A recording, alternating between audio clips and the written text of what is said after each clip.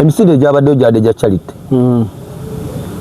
kukola fundraising kukunganya sente zinayamba kati naffe tugenda kukola emisinde gyaffe gya charity nga His Excellency yagikulembedde oba waali oba taliiwo kasita abanga yaduumidde naffe gy'okuzimba eddwaliro erina jjanjabanga bannakibiina banaabanga bafunye obuzibu.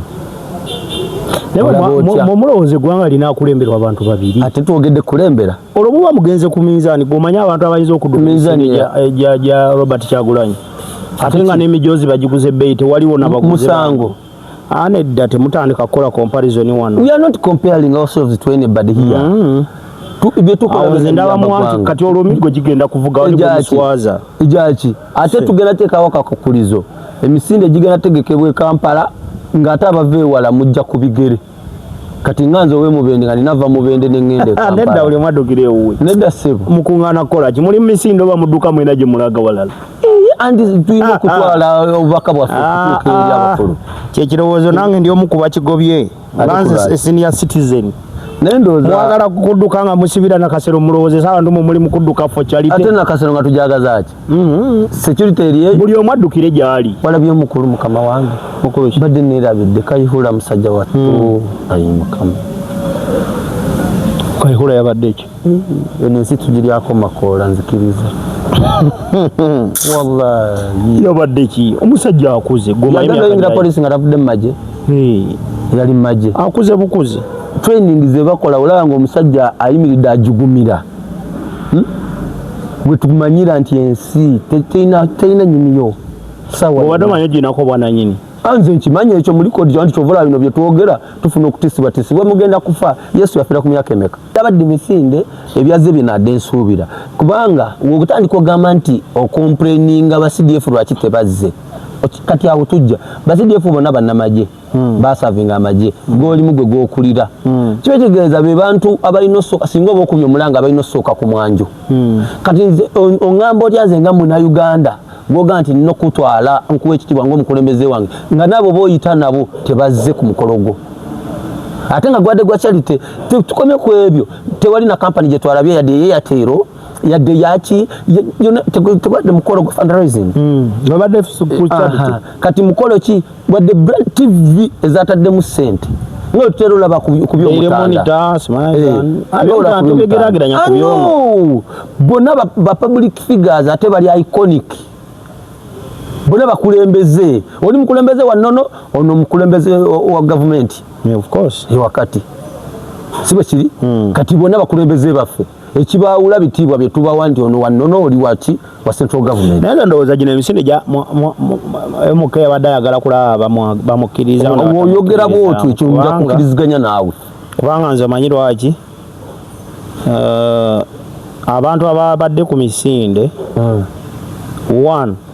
bonna nze nabalabye nga ensi si be yandirowoozezza nti beba omuzinzi okimanyi nti gyayagadde okufaanagana ng'ekyali ekyankwanzi kuba fesi ezali ekyankwanzi ate zezabadde no misinde mbadde manyi nti bannayuganda bonna in fact bannansi aba bulijjo nga ffe badde balina nokiteekamu amaanyi kubanga ekisooka n'abantu abazze awo ku mukolo emijoozi badde babawadde miwe bali tebaguze so CDF okuyombesa abakulu abo n'atayombesa kampuni n'atayombesa kibuta picking interest mu kintu kya community omutima emibi nga ate basoloza emisolo like sort of kind nze ndowooza omukulu yadde ali mu kkuba kayinja mu kisaka alabe asagula alabe bano abantu bandiko bali ku byabo bambi Juliana akulikeyo yeebale kati bw'atuula n'akuba ennyimba z'omusajja gwe yeenyumirizaamu gwagambu ye yamubeererawo simanyi mu biseera by'ekamu ekyasayi biki mama mbiire mama w'abaana yani taata w'abaana yani naye banaye obudde buno ebiseera ebyo byaliwo ne kati tebikyaliwo kyokka mu mikolo gy'abaana Juliana oyo tomulabayo okimanyi ne mu kuziika abayimbi talabi tabeerayo yaali mu birala tosobola nawulira nti waliwo omuyimbi yafunye obuzibu n'olaba Juliana anti tali komoni oli omumbejja mpozi mumbejja w'ettoolo asiima busiimi n'alabika kati yasiimye n'alabikira mu mukolo gw'omulangira ani nabo baba tebayerangirira mpozi bachwezi bayerangirira mbu kitaffe mwoyo msimanyi mu Museveni mwani Muhoozi tewawulira nga bakuba n'akabonero ebyo bibyo nze sibimanyi ono omwana abadde ki kati ate kyokubiri ebimu ku byebesibisiza ku Fred Nyanzi oyo Nyanzi Sentamu kiri kimu nti yalimu enaalemu at first kujaberera chairman owa Kampala kati baagala nnyo kidriving nga ne Kyagulanyi tanabana kujjayo ekirowoozo kye ky'okubeera muna byabufuzi nedda obudde obwo nekindu yakulemberera Kampala nga temanyi na bya Uganda teyalina party waliwo kintu Robert Kyagulanyi Sentamu kyeyayogedde bwe yabadde ku radio Boston nga sinalinze saamanya lwaki kulaaleze yali tayagala batambula na bifaananyi bye batambula na fulaga nti yali unity okimanyi buno obudde abantu bategedde lwaki beetaaga okulwanirira ensi yaabwe luli byali bya tribe nga bya tribe nga tosobola na misolo ne baaga abayisizaawo ebitugo tulina na budde ekyokubiri kankugambe n'ekirala Kyagulanyi oyo kye yakoze mu kalukabi yabiri by the way Kyagulanyi Sentamu ebyamuleeta yabikoze tena kyatakoze ate nze kankusese nze ndi wano ng'omunyarwanda wa Kyagulanyi okuva nze kankusese ne bwatalinya ku ntebe kukulembera eggwanga yali kulembera yali kyusa dda kubanga kye yabali abala kulikyusa ne bano bennyini abakulembera batambulira ku bibye kankwekyokulabirako nga basinzira ku nze ndudde mu radio myaka kati ngenda mu myaka 13 twabeeranga mu zi political shows nga tulabayo omuntu wa NUP nti azze kubaganya birowoozo nga n'abajjanga babanga beefudisinga ba state mbuuza lwaki nkugambye bwenti mulimu lwe bajjanga ne bakkanyanga ne Mwami Museveni ne ku kikyamu just okuwa prove abantu abali ku wansi nti kyekituufu kati nkuwa ekyokulabirako ng'ekya age limit bapropagandist bangi abali mu opposition abagendanga ne badefending ekintu ekyo ebyokugikwatako ate Kyagulanyi okujja si kyekyayuzaamu ebibiina byawa bangi bajjanga ne boogera nga boogera ku support y'oli era nga mwe bajja ssente kati Kyagulanyi yakyusizza pulogulaamu ya radio bwe tugibeeramu kati political show mubeeramu abanuupu 3 ab'NRM 2 ate nga n'ab'NRM balina kujja nga bakimanyi bali gumite anti kimanyi lwaki nkugambye 2 baba be bali redde nti oyo alimu gundi amanyi tajja kunzijonkera nnyo bw'anaaba ayogera ebimu ajja bbiri akayogera ebibye tetukyasobola kati kufuna kitebe ze bayita ebimeeza ebimeeza ebyo bijje bidiscussinge ku nsonga z'eggwanga ow'NRM bamukiririzeemu nti ayogedde ekituufu opposition kati ayogera ekituufu ate nga mazima geeraga omanyi tulina okukkiriza ffe ng'abagoberera olumu tulina lwe tulina okutuna nituteeka ku minzaani tumanye obuzito we buli nti Kyagulanyi ekyamuleeta ekyo yakimaze from grassroot to international yakoze abakulembeze abasobola okwogera abantu ne babakiririzaamu Mwami Museveni ng'agenda mu nsiko yayina abakulembeze abaali beetoolodde Uganda bali mabegawe omwali Banyerere ate nga bali basajja b'amaanyi omuli ono ow'e Kenya nga bonna bali mabegawe kuba baali bakooye omukulembeze yaliko olwedde alina n'abanyekera b'e Rwanda nga bali mabegawe kati Kyagulanyi eyazze mu kukulembeze mu kukulembera Uganda okuggyako Museveni ng'ensi ezitotoolodde ne bwafuna ekimugoba taddukirayo taddukirayo gamba akakatu kakulu nebweru ba diplomats yali talina abantu baatula nabo nga tumumanyi ku musical platforms nga ye tumanyi wa music neera babwamukama Katonda okumanya nze banaye mbabulira nakkiriza kye bayita God's timing daba bwamusitula n'amuddusa mu mawanga agatwetoolodde n'agenda eri ne bamwaniriza abamwaniriza ng'ate bamuzinzi financially ku ggwanga gwera ba speech baza zina leera zina ddi ku universities ez'amaanyi leero alina ku Harvard niyo balaba abayizi abali eyo olabye ensonga gye bamwesungamu okimanyi ebipayipu bye baali baleeta ebizimbibwa mbu bigenda eri babijjayo babitwala biraga babiteekawo kati gakolebwa gasusulibwawo investigative stories wano Uganda tutya zikola lwa miggo genda okwate wali mu 9 ebipayipu tobadde tumanyi bwe babiteeka tebikyaliwo ate tebyasala luguudo tebiriiwo babijjawo nekkubo baalivaako wabirabeewo emadudu waliwo tuba tusaliranga webi tebiriiwo Zegeza refinery yazimbiddwa awo teri amanyi diru yawedde sente zigenze osanga n'amafuta ge badde bazimbira pipe okutwalayo gaweddeyo nze abatulaba mu mbuulire eyo pipe muzisaziraba nga zitambula gaba era yali eno sala oluguudo olwo olw'omukyenda kuba yali erina lusalamu negenda tebiriiyo ebipayipu nze byenkugaba badde basimba nawo tebikyaliwo kati nebyo baali bateekawo byavaawo tebikyaliwo oba bagenze kuleeta birala nze simanyi kuba siri mwogezi wa oil simanya oil naye nga bakubalira pipe ezo sente zebazigula nze simanyi baga pipe zokka nga pipeline nga tebazimbya tebakoze gundi zagulwa obumbi bwa $5 nkugambye mwabali ezo sente teyatunda nte kugula pipe era ekintu kyonna kyolaba esimu gyolina ogula emitwalo bayinza n'okubanga ebipayipu bwe babiteekanga wano ne mubirabako nga babijja babitwala ewala ffe serefi nze omutima guŋŋamba kuba ebintu byali bingi emmotoka ng'ozaazidde eno zidde eri bayina tezikyetala ndaba ezimu zikomyagambye nobeerawo atulaba njagala ombulire we gy'owangaalira oba mpaka hoyuma kuba ne hoyuma si gye gasibuka mutubulire payipu muziraba we ziyisemu ttaka ne we baziziyise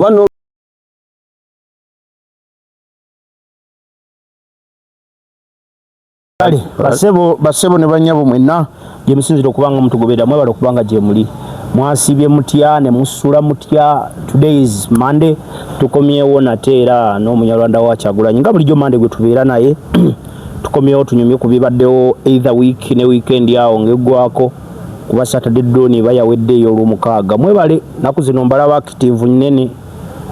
mugoberera okusharinga nawo mwebale kusharinga nsiima ku Facebook wonna n'abasalamu obutambi ne mubongerayo ffe tetuliwo wano only for views wabula we tuli to give out information gye tuba tulabye tumanyi yinza okubanga erina gwegattako. Kale yonna gyosizira obanga otugoberera webala okubanga gyoli tuzze olunaku lwaleero olunaku lw'emmanda omwezi gugenda n'okuggwako lwaleero zirya 27 fe abalina abakozi betusasula leero nga tuwoono sente nga zibuli tekyogera abakozi landiroodi yo nja munyonyola nenda kubulamu ka wiiki ndabulamu wiiki mugendwadde twafiirwa ogenda obula wali wange osobola okwebaka munju omuntu n'atamanya nti mwoli n'omukozi osobola omunyonyola omukozi tosobola nti bw'omunyonyola akubba terina kulwana so buuza ku bantu bannayuganda abatulabira ebule n'ebweya abali mu ggwanga lyattu Uganda abali emitala w'amayanja naffe abali emitala w'emyala twongera obbalamusaako mukulike wiikendi mukulike emisinde pulira manyi bingi ebibaddewo pulezidenti ayongedde okuwera yali adressinga komite y'abasiraamu ndooza akuddira mu mbozi tagiwoomya ebigambo byali biwoomu nnyo fantastic nga biwa essuubi tetukomye ku olwo twamulabye ng'ali ku rediyo kwegamba it was so fantastic weekend yabadde masavu wuliyo nga wobitegeera nti people power our power NUP everywhere NUP. Nava wano ng'olese ekiteeso ky'okudduka emisinde walabye egyabadde Kololo anti kati sobola nabagamba His Excellency Robert Kyagulanyi nabbi alabira ebintu ebiribaawo mu myaka 5 maaso yayimba akayimba ke pozi alina mubasi yayogera nti amazina makope gamenya omugongo Mr. Katala gomanyine taito so twalabye emisinde gy'abakulu tubawa ekitiibwa kuba munaye bakulu baggwanga lyaffe ekitiibwa tukibawa kati naffe ke kaseera tutegeke egyaffe ejja Charity kuba kati nyongera okwebaza Mwami Kapere omanyi tulina ebintu ebimu bye tubuusa amaaso erinnya Kapere baalifuula n'ekivumo naye wano wetwali mu kuziika omugenzi Helen Mwami Kapere yavaayo n'aleeta suggestion ye kyolabye otya nga NUP ne twezimbira eddwaliro erinajjanjabanga abantu baffe emisinde gyabaddeyo gyadde gya Charity kukola fundraising kukuŋŋaanya sente zinayamba kati naffe tugenda kukola emisinde gyaffe gya Charity nga His Excellency yagikulembedde oba waali oba taliiwo kasita nga yaduumidde naffe gy'okuzimba eddwaliro erinajjanjabanga bannakibiina banaabanga bafunye obuzibu. Mulowooza eggwanga lina akulemberwa abantu babiri ate twogedde kulembera olwo muba mugenze ku minzaani gwomanyi abantu abayinza okudduka minzaani gya Robert Kyagulanyi ate nga n'emijoozi bagiguze ebbeeyi tewaliwo nabaguze musango nedda temutandika kukola comparison wano. We are not comparing ourselves to anybody here. Nze ndaba mwanti kati olw'omigo gigenda kuvuga wali kumuswaza ejaki ate tugenda teekawo akakukulizo emisinde gigenda tegekebwa Kampala ng'ate abava ewala mujja ku bigere kati nga nze ow'emubende nga ninava mubende neŋŋende Kampala nedda buli mwaddukira ewuwe nedda ssebo mukuŋŋaana kukola ki muli mu misinde oba mudduka mwena gye mulaga walala andi tuyina kutwala obubaka bwaffe okutuuka eri abakulu. Kyekirowoozo nange ndi omu ku bakigobye nze senior citizen. Nendoza mwagala kudduka nga musibira na kasero mulowoozesa abantu muli mu kudduka fo charity. Ate na kasero nga tujagaza ki? Security eriye buli omu addukire gyali. Walabyeko aba MK nga bava gye bavudde. Tuyina ebitebe ate nze nabalabyewo nze sina gwe nalabye nakomera ababifaananyi ebyabadde Kololo. Anti babadde tuzembeera wano mu Bende municipality. Mpozi ko wemba siri. Anti mu Bende municipality yawangulwa Nuupu tosuubira mu BNRM ku tinta nnyo. Abantu badduse Kasambya badduse Buweekula South eri nabaddeyo badduse. Abantu badduse misindirika naawe. Anti munaye ebiseera ebisinga emisinde ng'egyoba ebintu ebirimu okuŋŋaaniramu abantu abangi. Nga olaba abalokole bategeka crusade. Tutera olaba ebifaananyi. Kati ffe muna tugamba nti badduse. Mbikulagenze. Bibi. Lwaki era ggwe wekka? Nze ndi wa mawulire. Oli wa mawulire. Kati nina olabe abantu. Beebo. Buweekula South. Enkuyanja n'enkuyanja. Babadde bangi bambi. Ababadde basobola kuba byakumakya abakobusobodde okkera ate busibuli omuntu adduka. Eye bambi. Abantu babadde bangi wala. Babadde bangi nnyo. Nalabye ne kukeeka Sambya lwakuba kusimula n'okukali. Ndina wano ku gundi. Nalabye ne kukeeka Sambya. Ndina wano ku X nenda omukulu muvandimwe munange Frank Gashumba nga postinze. Tebyali ebirooto bimaze ne bikola ki? Ne bituukirira. Ne bituukirira nesimanyi lwaki bapostinga emitwe gy'abakulu bokka. Lwaki bapostinga byaba ku maddembe ba MP ebirooto lwaki tebaleeta view yonna. Abantu babadde lwakuba ekisinamanya. Ebifaananyi byendaba eby'abasirikale nga bambadde wansi ebyambalo bya poliisi waggulu mijozi babadde baawo. Badde baawa. Mpoze emisinde gyadde gyani? Gya MK CDF. Kati mu magye basaba bagaba order. Mukama wo bw'alagira oddamu. Nze simanyi sigenda ngayo magye. Ne wabeera gwe n'otegeka omukolo ewaka. Abaana bo beetaaga okumala okusaba okujja ogubeerako. Nedda ssebo. Kati ki? Be babeera abavunaanyizibwa. Kati ekyo so n'olwekyo mwe bali bambi mukulike mu misinde gy'omukulu neyateeseteese beebali nnyo beebalire ddala. Naye Twitter zaalumye nga n'emisinde teginnaggwa. Nga ziruma zitya ate? Wadda CDF akolimira abatadduse. Anti kati nange we neewuunyirizaawo nange nagirabye naye oli wanga wampabula n'oŋŋamba tavunaanyizibwa ku bintu ebyo. Anti byogerwa ku ye. Ate wagamba si yayinza n'okukera ku makya neyewakana. Nakugamba official communication from the office of the CDF. This was the birthday. Not communications. Mwawule communications za mirundi ebiri. Kati mini ekintu kyemwayerabira. Lave nkake tewangaala omukwano omugule teguwangaala. Ayinza okuba nga banenya bo balina ettooke lyabwe ate tebeetaaga genda kubakabaka busamambiro obwo. Wabaddeyo busamambiro. Kati tobimanya ebintu ebyo nti gwe sooka olabe oba bannakigwanyiza oba bakyala kimpadde si be basinza okubeera ku mwanja. Njagala ombulira oba ebifaananyi ebyasinza ofuluma tebirimu bantu bano wammanga. Bw'onoonya n'osanga nga Balamusi yasinga obeera ku mwanja. Bw'onoonya n'osanga nga Bebe Cool si yasinga obeera ku mwanja. In fact bagamba kijoomanyi kinyaga bitono. Emisinde gyakulagirawo waliwo omukulu si Bebe Cool yafuluma ewe n'adduka. Ani gwe alaba amugoberera yatukanga n'otunula emabega alabe. Kati akakaali kabonero tuyigosomera obubaka baluwa mu bbaasa akakaali kabonero akakulaga nti we as Ugandans you are not interested in your whatever your organization your charity whatever marathon. So ekyo kyongera okulaga in fact mulimu ebintu ebibeerawo mu ggwanga ne tubibuusa amaaso naye ako kabonero akalaga nti wadde Yesu olaga nti eggwanga olikulembedde era wawangula n'ebitundu 7 mu bimeka era munayo olaga nti we watandikira si wookyali olaga nti oyongedde onyweza ekintu naye nga mu reality naawe okiraba okakakikake si bwe kiri. So eyo nga tetugenda kubiwa budde tugenda tutambula bulungi tutambule ku nsonga z'omukulembeze n'ensonga ezigenda maaso mu ggwanga. Omukulembeze we njagala ku mukulembeze ntegeeza His Excellency Kyagulanyi Ssentamu Mitembo. Ba CDF abatadduse obalese. Kali bali ba CDF njagala ombulezi naye gundi yabadde exception nga mutadde bali. Katumba Wamala. Nga mutadde bali ye n'agamba ye yalabise. Ye ba CDF abalala bani. Walabye omukulu mukama wange. Mukulu badde neerabidde Kayihura musajja wattu ayi mukama. Kayihura yabadde ki? Ensi tugiryako makoola nzikiriza. Wallahi yabadde ki omusajja akuze goma yingira poliisi nga tavudde mu magye yali maje akuze bukuze training ze bakola olaba ng'omusajja ayimiridde ajugumira bwe tumanyira nti ensi terina nyiniyo sawa obadde omanyi ginako bwananyini anze nkimanyi ekyo mu likodi kyo nti kyovola bino bye twogera tufuna okutisibwatisibwa mugenda kufa yesu yafiira ku myaka emeka teryamanyi yali 3 mu emeka 3 ate gwe wali omuzadde Thomas Sankara yafiira ku myaka emeka awo otandise okwogera kati Chavez yafiira ku myaka emeka ndi mukuleetera abasajja abalwanyi abasajja Patrice Lumumba yafiira ku myaka emeka sawa zino ensi yamwerabira nedda mukama wange nyega kati Belgium teri mu kwetonda ku kye yakola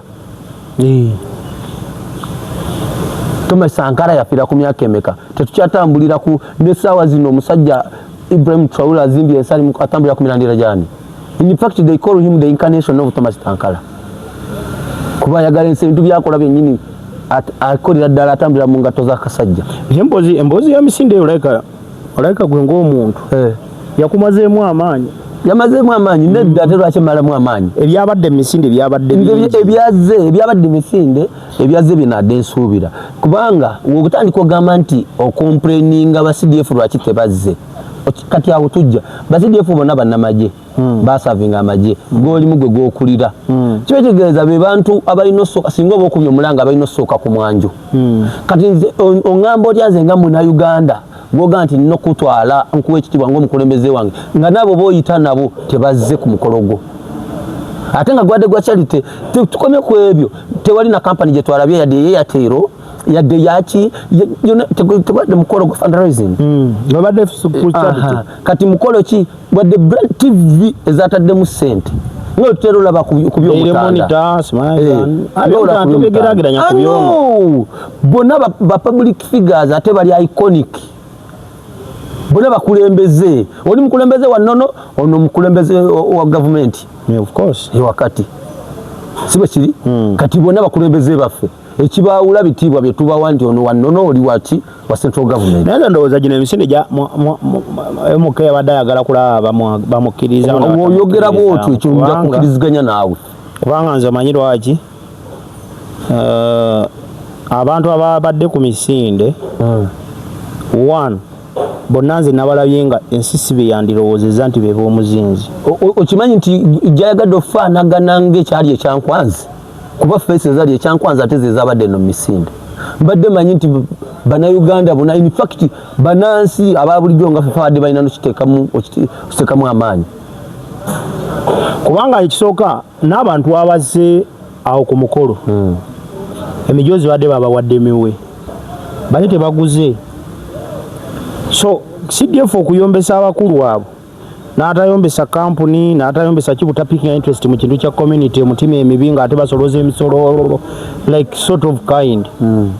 nze ndowooza omukulu yadde ali mu kkuba kayinja mu kisaka alabe asagula alabe bano abantu bandiko bali ku byabo emijoozi wano bagireeta naffe kuba ffe tukolera okimanya landiroodi waffe bayirawe yeyadi yazze n'eggulo ng'ava kudduka oyo yabeera adduka yagireeta naye nga nze neogunterako emitwalo 10 n'oguteekako akakadde tanti ate olina ekibiina kyowagira no biri byadde bya charity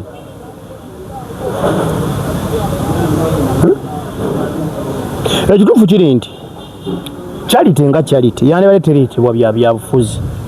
kubanga abaana be bagenda oyamba mulimu n'aba DP we balina ogambye mbu I belong to a certain political party abadduse ab'amagye n'abepoliisi webanga byabadde political baba tebamenye mateeka kubanga bali support kubeera nani partisan so kyadde kitegeeza yadde charity nga teriiko nti ono wa kibiina ki ono wa kibiina ki tugezaako kola fundraising kuyamba baana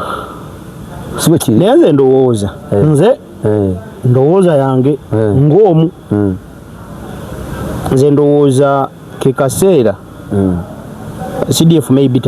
bw'aba wakulembera ggwanga nga pulaani zaabwe omanyi tetumanyi tetwogera birala nabo balina akabalina birala bayinza okuba nze taata we sibulira nga abiteekamu amaanyi wadde ababyogera babyogera ne CDF naye si yaliawo nti akifuddemu kubanze ndaba engeri gyakudaaliramu abantu simanyi oyo tumukutte oyo tumukubye simanyi leero twakata 22 nze ndowooza bwe kiba nga kituufu wakujja kukulembera ggwanga ebimu abireke kubanga bwoba oli mukukaaba nti gundi kino na kino na kino ate nga naawe wajja otulaga kyoliko olukitegeeza tuwaddewo option anti mu Lunyarwanda tulina enjogera egamba ati ennyana ni ya mweru kiteezaala tekyala kuba tojja munenya kwogera ebyo nga twakalaba juzi kati abaana tebali mukumuna tebadda waka abazadde babakima naye juzi we bayogedde ku nsonga y'amafuta gali mu kulinnya omukulembeze yagambye ati mutuleeka mulagawo nti mwabaga nti amafuta galinnye muzunga ki musagasaga kati abaana abawumudde tebava ku masomero ye kale gavumenti yenna nteekateeka ki kuba egenda labirira abantu abadde batambula ogenda onoonya 1,000 nze nawe tulina we tuvudde okukola bino era tulina we tugenda era tunoonya 1,000 kubanga mukutu guno wabaawo kyegukola oba n'abantu abali ebweru tubina kyebibayamba oba bonna bannayuganda bagenda obiwuliriza twatambudde okufuna we tutuula tukole ki tuyambe abantu eitha kubazibula maaso oba naffe okukola kuba tomanya byenyinza okwogera aliwo gwe biyinza okusanyusa nagamba omwana oyo mukyezaayo kati sebo atugaana otutambula alina nteekateeka kyegenda otusanga do to do gavumenti ejje mutuule akawunti zaffe bagenda teekako mmeka sente tugenda kufuna nga zivaawo naye nze ngamba nganze omunyarwanda wakyagulanyi sejjusa era sicomplaininga ku bbeeyi y'amafuta mukama wange singa osobola litta giteeke ku $5,000 olwaki nsonga nyingi nnyo to protecting against tonabeera mu kalubuli saawa anti yatugamba ekisanja kino kyakola ki and this is my last term siwe yayogera and I remember quoting him saying I've come to protect the rich because almost everyone in Uganda is rich. Amafuta nti sife tugakola naye gali mu nteekateeka ya gavumenti okimanyi nze onansonyiwa yali 2010 by then na nimp4 wenasoma mu mpapula z'amawulire nti Uganda ezudde amafuta mbwe era kigenda gitwalira emyaka 3 okubanga ekozesa amafuta gaayo osegedde kati mu 2010 ne baga kigenda twala emyaka 3 okubanga ekozesa amafuta gaayo saa zino tuli mu 2026 wayise emyaka 10 n'emekaawo 13 just mwe temwagala goberera beka nkuwe kino temwagala gobe okimanyi ebipayipu bye baali baleeta ebizimbibwa mbu bigenda eri babijjayo babitwala biraga babiteekawo kati gakolebwa gasusulibwawo investigative stories wano Uganda tutya zikola lwa miggo sende okwate wali mu 9 ebipayipu tobadde tumanyi babiteeka tebikyaliwo ate tebyasala luguudo tebiriwo babijjawo nekkubo baalivaako wabira bewe madudu waliwo tuba tusalira nga we tebiriwo ntegeza refinery yazimbiddwa awo teri amanyi diru yawedde sente zigenze osanga n'amafuta ge badde bazimbira payipu okutwalayo gaweddeyo nze abatulaba mu mbuulire eyo payipu muzisaziraba nga zitambula gaba era yali eno sala oluguudo olwo olw'omukyenda kuba yali erina lusalamu negenda tebiriyo ebipayipu nze byenkugabe badde basimba nawo tebikyaliwo kati nebyo baali bateekawo byavaawo tebikyaliwo oba bagenze kuleeta birala nze simanyi kuba siri mwogezi wa oil simanya oil naye nga bakubalira payipu ezo sente zibazigula nze simanyi baga payipu zokka nga pipeline nga tebazimbya tebakoze gundi zagulwa obumbi bwa $5 nkugambye mwabali ezo sente teyatunda nte kugula pipe era ekintu kyonna kyolaba esimu gyolina ogula emitwalo bayinza n'okubanga ebipayipu bwe babiteekanga wano ne mubirabako nga babijja babitwala ewala ffe serefi nze omutima guŋŋamba kuba ebintu byali bingi emmotoka ngo zazidde eno zidde eri bayina tezikyetala ndaba ezimu zikomyagambye nobeerawo atulaba njagala ombulire we gyowangaalira oba mpaka hoyima kuba ne hoyima sije gasibuka mutubulire pipe muziraba we ziyise mutaka ne we baziziyise kuba n'oluguudo lwaffe luno olw'omubendo okweyongeramu ebinnya zaali motoka ezo enzito nze nasooka kulowooza nawe soose kulowooza bali mu kukyusa okitegeera nti wano we bagitadde pipe ekyuse naye jjukira baliyirira abantu we ziyita ate tebalina bwe babadde kuliyirira balala so kulw'ensonga eyo nayo ngenda ginoonyerezaako nkomewo nze weba oyagala ebifaananyi nze abaana basobola obinkwatira beebali abali ku nsalo yawali ebyo byonna bwebiri bigenda mu maaso naye era tulina omukulembeze yavuddeyo n'agamba naye nze simunenyeyo omwami alika yakola history fe abakola european history nga tutambulira ku French Revolution Bobu Monarchy eyo ng'esaanawo extravagance ya Queen yaliko Maria Antoinette wa King Louis the 16th bafuna scenario y'okuba nti bafuna ekyeya ne bafuna enjala e France abantu ne bakabira obwakabaka nti munnaye ebyokulya nga tewali ebyo biseera omugaati gwe gwalinga gusobola ofunibwa buli famire nti omugaati kabaka omugaati nga tewali kati Maria Antoinette yali yejarabya nnyo ng'agula engatto buli wiiki ng'asobola okugula engatto agula ebiteeteeyi eva sawa bina. In fact by the way ne saga yabeerawo France mu kumenya museum mulimu ku midaali egimu gye babba egyali egije gye yali yagula egiri wathe obumbi n'obumbi bwa $. So abantu bwe babanja omugaati yagamba bbaawe nti bagambe nti if they cannot afford bread let them try cakes. Kanti ziwooma cake emigatte giwooma nga naye ekyala ekiganye bagezeeko ekyebbeeyi which is okay. Eyo scenario eyo mbadde ndeeta comparison kuba mukulu ono azakitukola guno mulundi gwa kubiri ngamba Muzeeyi Museveni ne mu covid abantu bwe baakaaba enjala yagamba mulye muwogo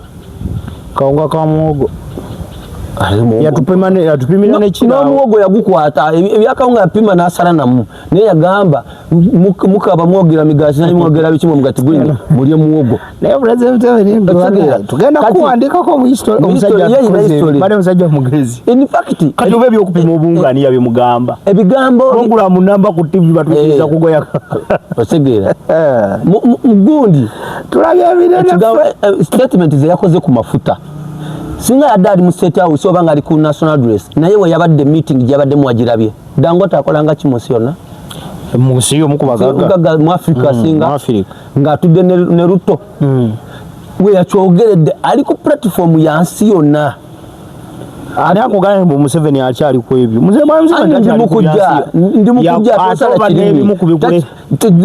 ndi mukujja lwaki ndese ebyo byonna kwe yabyogerere ku platform eyo kyongera okuzibula abannayuganda nti Muzeeyi Museveni yenga ye mwami Museveni takyafaayo Uganda oba bannayuganda biki bye muyitamu azironga azategere nti famire ye n'ebyobugaga bye biri safe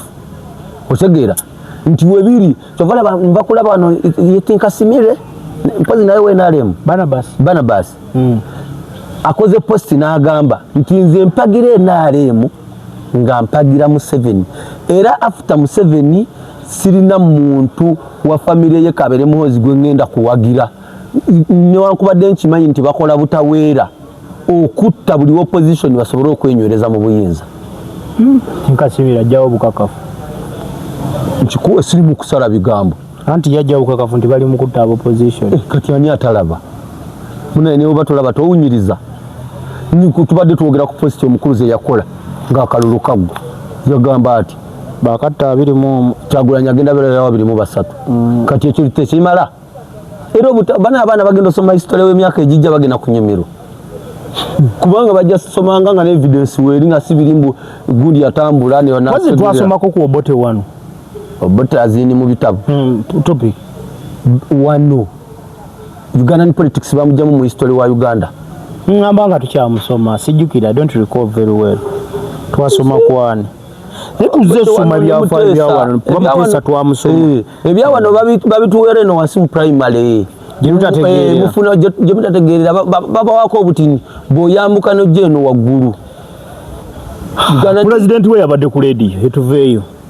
eby'emisinde biveeko tewalabye ababaddeyo tulina b'okulisaayo ba prominent person ababadde ku mukolo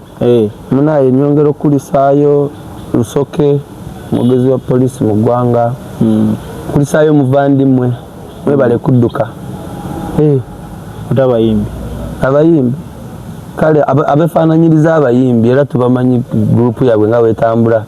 Eddie Kenzo Bebe Cool temufaayo gwe mukoppa mujja mufaanana mu birooto bakupaani walabe Juliana maama ani mpozi erinnya nze ntekasimanyi nali manyi Keroni eyafa nawulira alina eryakaguto bakirabika lugambo niba byebale nze okimanyi mbadde simanyi nti omukyala akyalina mu ggwanga Juliana lwaki zikenga abuliridde abeerayo ndowooza okirabye nti eŋŋambo ezimu mu Uganda tezitera fuluma nga zambu ate nawaliwo yakuta obufaananyi bubiri n'abugatta ng'omukulu alina waatudde akola bw'ati nga n'omukyala alina waatudde akola bw'ati nga kwegaba eringizaako naye munyalwanda mukulu ki ate nanyini mukolo yabadde ani nenga ye yadi mutufa bali nokebera kubagenyi be bambi Juliana akulikeyo yebale kati bwatula nakuba ennyimba z'omusajja gwe yenyumiriza mu gwagambu ye yamubererawo simanyi mu biseera bye kamwe kya hivi ki mama mbire mama w'abaana yani tata w'abaana yani nayo obudde buno ebiseera ebyo byaliwo ne kati tebikyaliwo kyokka mu mikolo gy'abaana Juliana oyo tomulabayo okimanyi ne mu kuziika abayimbi talabi tabeerayo yali mu birala tosobola nawulira nti waliwo omuyimbi yafunye obuzibu n'olaba Juliana anti tali komoni oli omumbejja mpozi mumbejja w'ettoolo asiima busiimi n'alabika kati yasiimye n'alabikira ku mukolo gw'omulangira ani nabo tebayerangirira mpozi bachwezi bayerangirira mbu kitaffe mwoyo msimanyi mu Museveni mwani Muhoozi tewawulira nga bakuba n'akabonero ebyo bibyo nze sibimanyi ono omwana abadde ki tewawulira nga bakuba n'akabonero naye statement yani Tamange wagirabe gye yayogera kuki we are going to crash swallow and swallow ne yaganyira biko yajeganye nga katambye obujulizi twabulabe yagambe sibi yabadalo ayogera ategeeza bwate this time bagenda kusanyizaawo ddala opposition ejijjawo kati kankugambe opposition ejijjawo kyandibadde kyangu naye obuzibu bwe buva obw'amaanyi ennyo lwaki tebasobolera tebalisobola okunyigirizibwa kati kufuluma buli ango obudde buno balina ababwe bennyini nga opposition kati Francis Babu kati opposition olw'obulumi bw'alina olw'omwana we kati opposition olw'obulumi bw'alina opposition tekitegeeza kubeera na party opposition kuba to oppose n'omulala atayogera ndooza ku lw'obulamu bwe naye eyandibadde opposition ni Katumba Wamala kuba omwana we yamuluma kati kyenkulaze nti obudde buno opposition baba newootuna ne Kayihura eri gyali anoonya wamalira obudde Kyagulanyi yabakola n'ekikyamu kimu n'agenda akwata abantu be bandirowoozezza be bakozesa obusimbi obutonotono yabateeka ebbali kati abaliyo balozezzaako bakimanyi bwe ŋŋenda n'endya nkusaavinga kimu mbwatekamwe yakomawo w'entebe ate ng'alaga embalala emisinde gye bamutwala agiraba emisinde gye bamutwala bagiraba bamubuuza yeggwe wamwe yewa kati kyekugambye ngamba mbwatekamu ono w'entebe ogamba w'entebe ono mbwatekamu akakembo yaddayo teyaddayo so kyengezaako kugirayo nti kati olwedde n'abo opposition bakitegedde n'okuvaayo buvinoga nti sikyaliwo opposition n'oyogera nti kaŋŋende kwenalemu era nakyo kati bakitegedde nti kubanze kankusisi kati olaba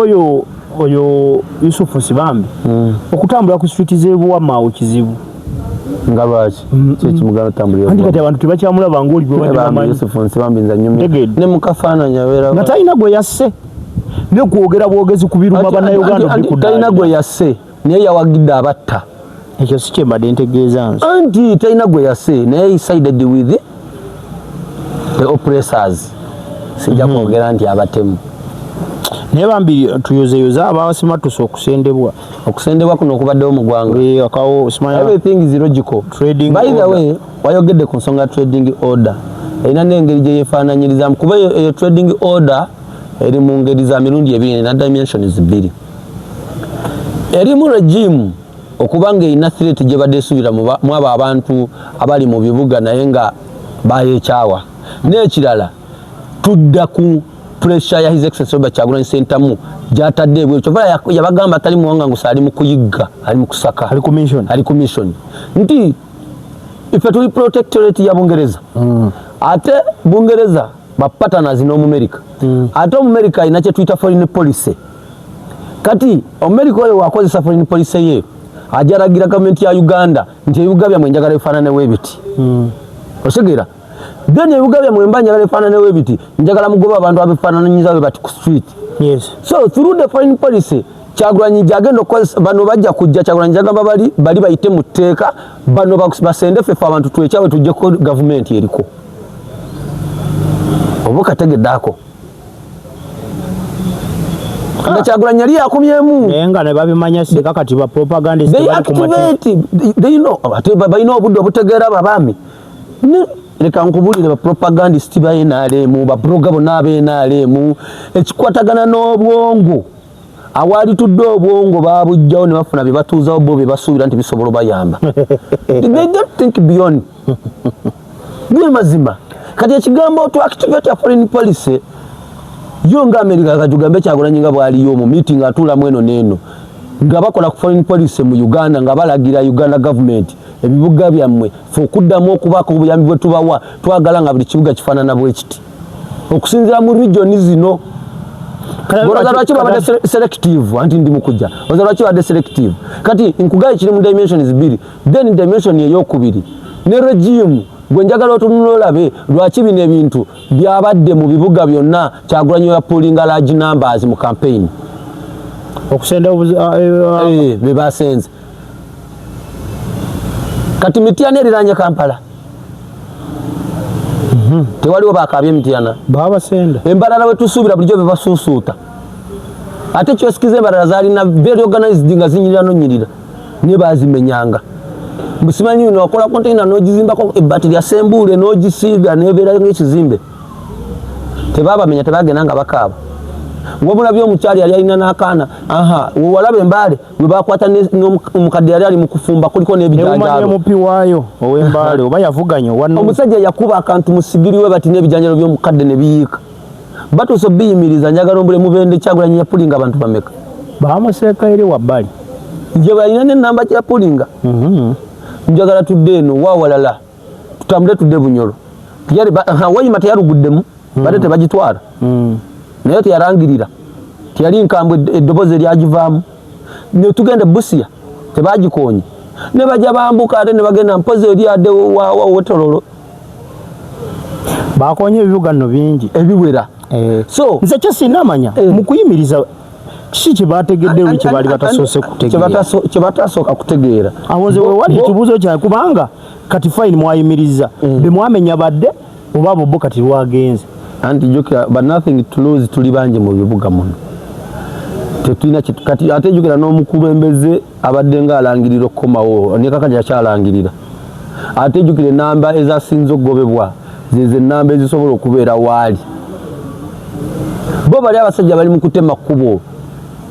kubanga bakimanya byebizimbe ebigendo sigalamu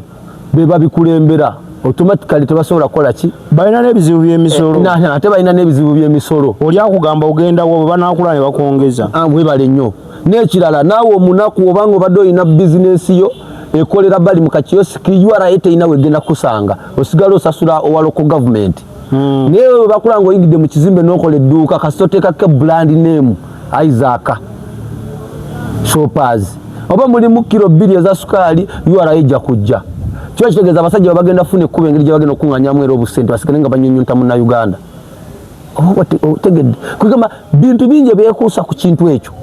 naye ng'era byonna babikola lwa Kyagulanyi kyova olaba baatubuzabuza ne sovereignty bill focus ne tugiteekere ku sovereignty bill kumbe balina akakazanyo ate nakikugamba ne luli nti batukubye ekintu mu maaso tufokasinze ku ekyo balina ekintu ekyamaanyi kye bali mu kuyisaawo naye ddyo nga balitadde spi okimanyi wiiki eno liyinza okuyita erya sovereignty bill anti sinawe zikuba nabo oli batwaliramu anti bo bagenda kulipootinga nga wa minister wa internal affairs sebo Munnayuganda ogenda fuuka foreigner mu nsi ate oba tugenda edda kati ekigwakirwa kakiraba lwaki endaga muntu egetting expired mu ggwanga erigyeggwanga mweggulo baba bali mu kulanga mbu mugende muzijjeyo ate bwe bakulaga ne piriyodi y'endaga muntu eyo temachingana ya passport even passport akapapula akakufumya ensi tekenkanankana na kipapula kikubeera za mu nsi kufuula munansi nti newogenda bagamba nti oyo munansi wa so kati ekyo kyoliko ekyo kya sovereignty twafuuka dda batali bannansi mbadde ku picha olwaleero nga mbadde nva eyo wonsangire omwana anvuza twali tunywa emboozi kiva ŋŋaana nga negwe abadde awuliriza bya musango guno ogwokero omwana aŋŋambye ekintu ate nga kikulu era naawe atulaba njagala okyefumiitirizeeko nagamba Edi omanyi lwaki obutemu tebugenda kugwa mu Uganda Isaac yagenze n'atemula omuntu n'agenda ne bamusiba ne mumuleeta ne mu kooti nakkiriza nti nze yamutta abantu gye bandijja obwenkanya tebabufunayo omuntu agenda n'aloopa omuntu nga abanja $5,000,000 n'awaayo akakadde kamu okuvuvumbika omusango gwe etaano zirine ennya n'azisevinga ate abatasevinze kati omuntu abeera ne narrative omutwe gwe mugamba kamuteme jambi yaveewo bansibe emyaka 8 nkomewo ntambuza obulamu nga mu mutima gwo kimanyi nti kiri injustice nenga amateeka ga Uganda kati gali selective gakola kubamu ku balala tegakola ewe nkalabye nengamba bwe ntunulidde owa boda nenga kati omutemu ali mu kunvuga kuba that brave gyafunye okulowooza nti option ofuna justice kintu kibi nenga akulaga nengeri yokka gyagenda okufunamu nenga state CH drivings state CH drivings bantu be bakyetadde mu Uganda kuba by the way tuli mukwogera ku nsonga z'eggwanga lyaffe naye omwana wa boda omulala ku Lwokutaano yampa emboozi nangamba waliwo abaana be batandise okwewuunya bali okwo ku stage bavuga naye ng'omwana akugamba eno stage bagenda gijjawo ogenda okulaba bagijjeewo omwana n'akugamba nti nze tebankwata ate nga kituufu ate nga tebamukwata naye nga wa boda munne kati nyina oyo yampadde emboozi eggulo ng'omusajja bulijjo tumulaba mwavu bw'alina gye bamusanze eyo ng'ali n'abanene akiiringa ne mugamba baba kasitoma abo bavuga nti nedda abeeyo batulaze n'emmotoka gye yazze avuga kiri abo n'atuuka mu kifo kino omuntu ng'atudde eri kati n'abuuza baweyita nti omwami oyo yazze naani nga badde takusuubirawo n'agamba omwami oyo yazze yokka nti emmotoka ye era tuyinayo omwawo kwayiwe avuga na piki nkadde oba eri mu ivi naye munaaye ayina gundi tebeta wish atera ovuga mu biseera bye eby'eddembe era nga bamulabye oyinza n'omukuba oluyi nze bwe yabadde anyumiriza emboozi kyerapiikinzemu nenaani kogamba naye kati bino ebibuuzo bijja bitya omusajja we baabadde imagine bavugira mu bende bamusanze hoyimu konaga nti musajja kintu oyo nti oyo yegundi nti yenanyini kalina ziri eziri wali wanjisebo naye nga wanavuga boda omwana wa boda yabinyumiriza nempukwata mutene nga kati bana abaana narrative zigenda bagwa mitu kuba kati omwana alina ekibuuzo omusajja gwe tuyiriba naye bwe tubyanza kalina zino atakola ki mu bintu kimanyi abatulaba basobola okwebuuza lwaki tubanyumiza eyo emboozi nti banansesi be bapush state kubanze nakibaga emyaka na mingi kati gwe balamu abaana ba boda omwana wa boda yakitegedde okimanyi bagenda kumwekengera kati munawe bw'anaafa mu nfeeta tegereke kolabe batandika mob justice piki ezibula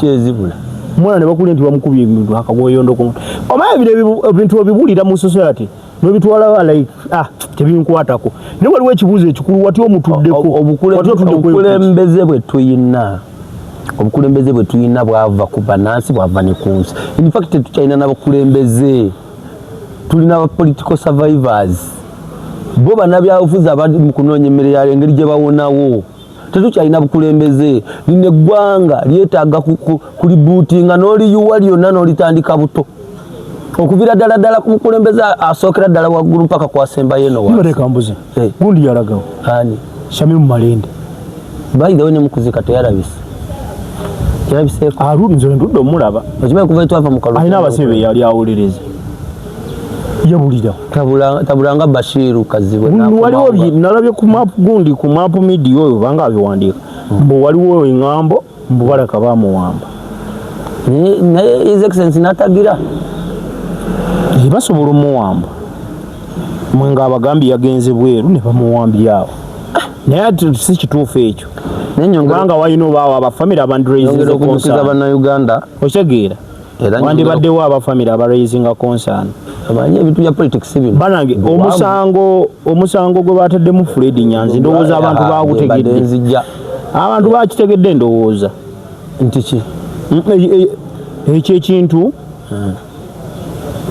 ndowooza tufuneyo balwoyo abanyonyole ng'ebintu ebirimu ebyamateeka okubeera state witness tekitegeeza nti yekobanye nabo nabali nti yakolaganye ne state biba bibiri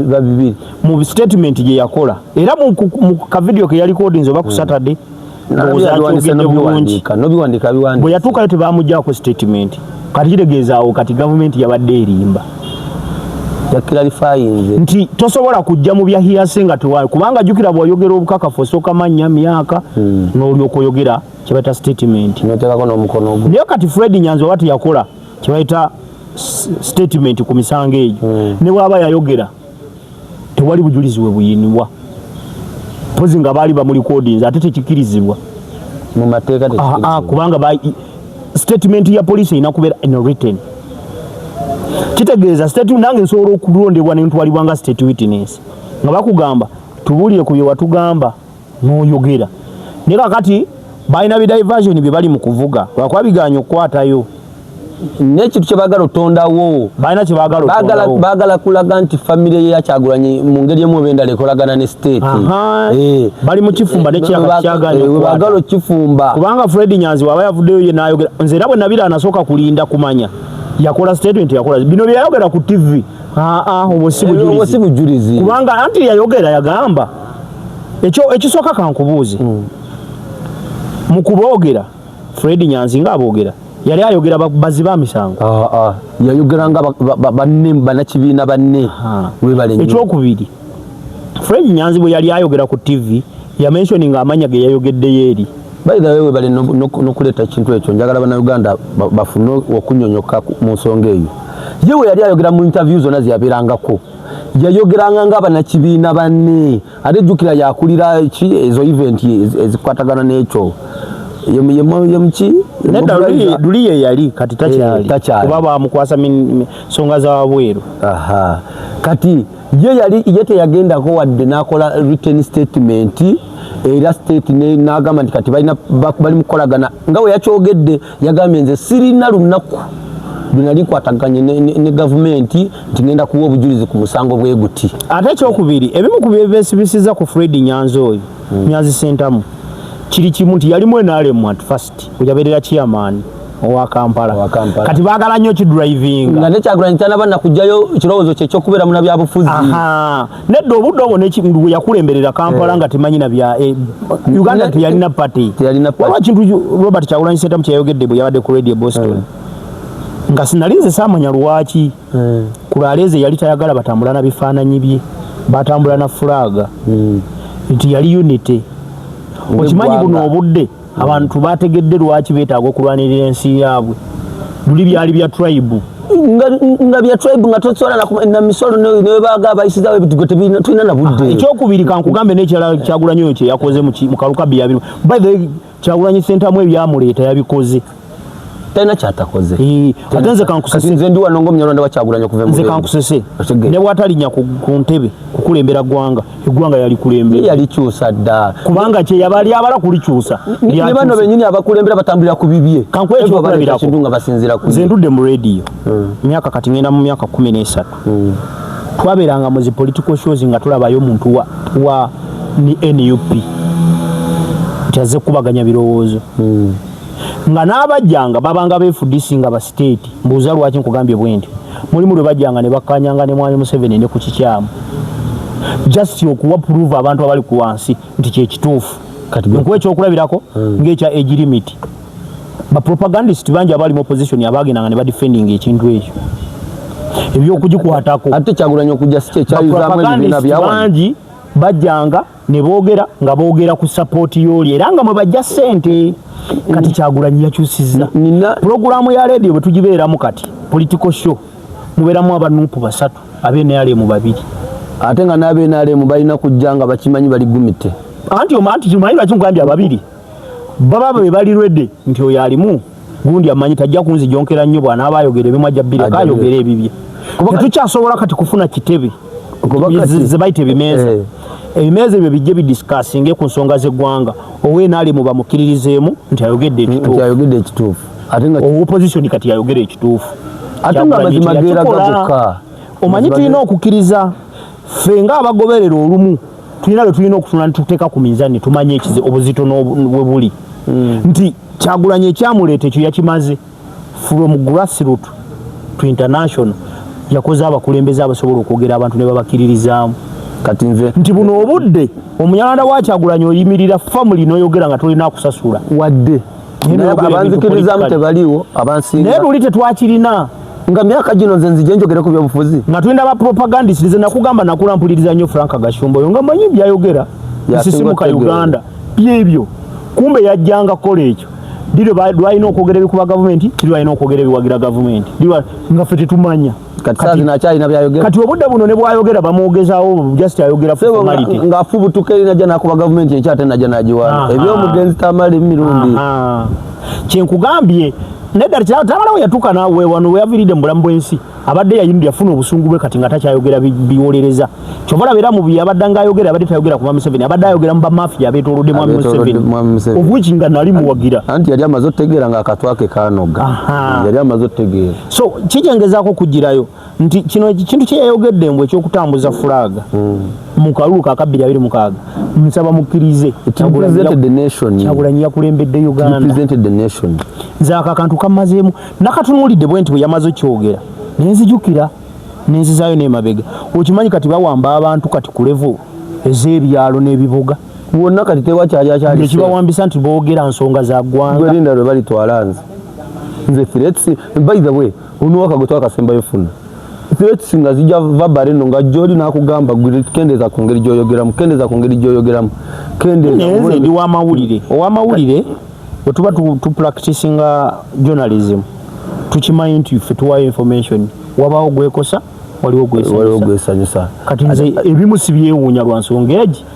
just engeri gyoapproachinzeemu ewange nakugambye kunyumiriza neyankubira essimu ku mboozi gye twakola kufa kwa Nakimuli mbuli nkuwadde ennaku 4 oleeta obujulizi obulagambwa eddwaliro gwe wali okyaza namubuuziza oli musiru ani yali amanyi nti busobola okukyaka ku makya Kazimba Mugalu akulembere ekyaki namba mu Uganda eya Pentecost akera kumanya naga munaye nze n'obulamu bwange okutambuza ne family ey'okulabirira nze mugenda kuŋŋamba nkole ebimu nzijja mbagambe ng'omukulembeze w'eddiini naye tewaliwo nange bimbaga ng'omuntu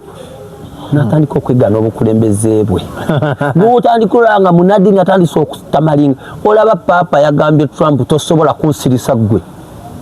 tosobola kunsirisa wozamba olwanira eddembe ly'abantu mu nsi yonna nga gwasinga olitabangula yawonyeno n'okufa gyo ku pati ya White House byebyo bye mbagamba kati kyokulaba omuntu yenna tonyoma nga kyezinze kati Iran mu mawanga tujja gigeraganya ku Kyagulanyi mu bantu Kyagulanyi yeezimba nga bamunyooma avuddeyo aleese enkyukakyuka mu nsi yonna mu ggwanga ne Afrika yonna kuba kati Julius Malema baba bamusiba Kyagulanyi asigadde ng'akutte bendera ya Afrika mbalwanizi b'eddembe nate ne kano kakaboozi kankakuwe mukkirize Kyagulanyi musajja w'amaanyi tomukompeyalinga ku Mwami Museveni wadde yagenda mu nsiko Mwami Museveni ng'agenda mu nsiko togera kunganzikirize wabula gamba abakyabuusabuusaawo Mwami Museveni ng'agenda mu nsiko yayina abakulembeze abaali beetoolodde Uganda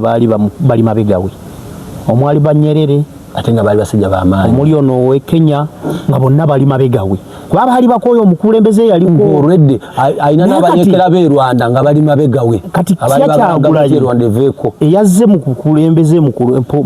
kukulembera Uganda okugyako Museveni ng'ensi ezitotoolodde ne bwafuna ekimugoba taddukirayo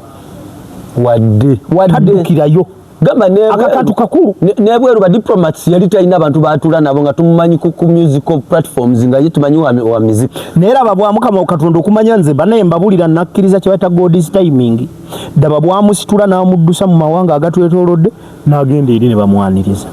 abamwaniriza ng'ate bamuzinzi financially ku ggwanga gwera ba speech baza zina leero zina ddi ku universities ez'amaanyi leero alina ku Harvard niyo balaba abayizi abali eyo olabye ensonga gye bamwesungamu ani okuva mu geto z'ekamwoca ono yakulira mu mata mu kimu kandi bagende bonna bateeka ku stage yemu basaba ne banywa munzikiriza okuva twatandikidde tubasiibulire wano mwebala okubanga kwe muli musharinge mujongereyo kasi otandika comparison za geto no yakulira ku mataawo nvaawo okyeky ekikujjawo ebintu bya mukisa kati oloza bo bakimanyi omanya abalina YouTube channel mubende muno lwaki yange gye basinga okulaba ng'ekyaza abantu anti kati olabe meme eyo juzi wakula statement yawo omwami oyo yangamba by the way interview yali akolako na interview nenjimuma andi engeri gye bayogeramu wano ng'oyogera ku ngeri gy'oyamba abantu ngeri gy'omanyi lwaki nalaba ng'ensejja alowooza nayagadde kwesoma kati najimumma lwekyo kubanze byenyamba bon actually nzo osobola n'okunsanga omuntu gwennyambye kati ekyo nenkulaga nti mugaki ekiri oyogera ku kya YouTube ogwo omutima gwo ogulaba yemmeme yeyina okuba nga yayeeta ne Katonda naye mwakukola ki mwakuweera obadde ki wooli wakumala wokola upgrade webaze Mungu waliwo abasabirira okubeera wawo wamamba sibulidde wano olunaku lwa Mande tutandise n'Omunyarwanda katulabe olw'enkya tulina omukyalo akulembera abasuubuzi nga tonagijjayo nyongera okujukiza bana Uganda nti Excellency Kyagulanyi Ssentamu ali mu nteekateeka akomawo ate yabagambye the last stop is Kampala, not the next stop but the last stop is Kampala. So ebyo byonna bye bakoze bagoba mu bibuga bagezaako okukendeeza ku muwendo gusobola mubeera emabega in case of anything. So mubeere beetegefu saawa yonna omanyi agenda okwogera ng'oluusi yamaze dda n'okikola. So for God and my country nsaba munga blessing buli muntu yenna yayamba Kyagulanyi mu struggle gyalimu ey'emyezi gye yamala mu nsiko kuba yayogedde ku maamaani mama muza oyo omukyalo oyo yamukweka niba naleeta ne bbawe ne bamusabira ng'obusajja bumugoba nalyoka ayingira mu nnyumba omukazi n'agamba maama omubbi wuuyo Kyagulanyi amala kujjako kakookolo n'amugamba yenze koye maama muza sirina kyamaanyi kye nyinza kuwa okujjako okusabira n'edduwa. So tukyagenda maaso okulwana tekunaggwa okulwana kwaddala gye kuli for God and my country. Nze wenaava waliwo omulala ajja okumerawo kuba Kyagulanyi akugamba Kyagulanyi is not a person is an idea. Bakyagulanyi bangi ebweru kati tuweze miliyoni ndoza almost 5 mu Uganda wegaba nga 3 tuli Bakyagulanyi the rest mulimu abatamanyi miliyoni 10 kati 10 telijja tulemesa for God and my country. Ebyo bya Munyarwanda